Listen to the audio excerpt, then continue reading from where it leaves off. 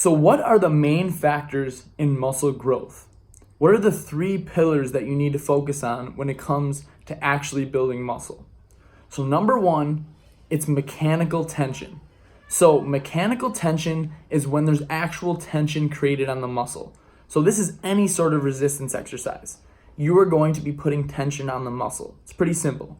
Number 2 is progressive overload.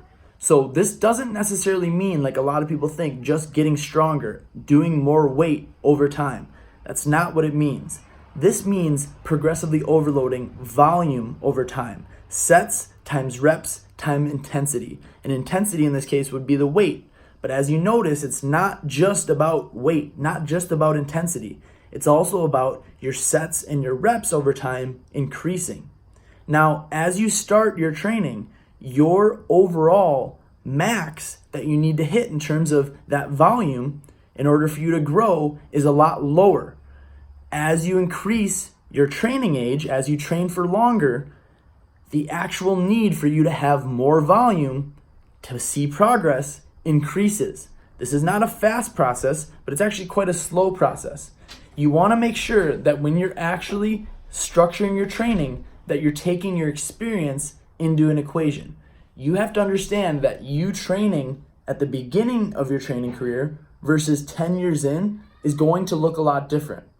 So why this matters so much is because each individual is going to need a different amount of volume in order to see progress.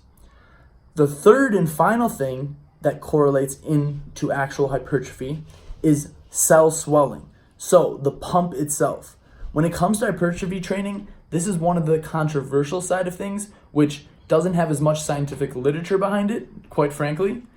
But when it comes to bodybuilders, when it comes to anyone who has a large amount of muscle mass, they will definitely tell you that blood flow, the pump itself, is not the only thing you should be focusing on, but it is very important. So cell swelling, your actual veins dilating more when you are training, when you have blood flow through that muscle more than normal because of training itself, that does have a hypertrophic effect.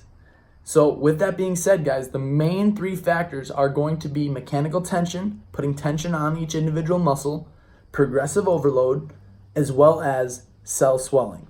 So with that being said, guys, those are the main factors in hypertrophy. And if you're focusing on that, which each individual program that I create does, you will see progress over time if nutrition and recovery is matched. If you have any questions, drop them below. Thanks for listening, guys.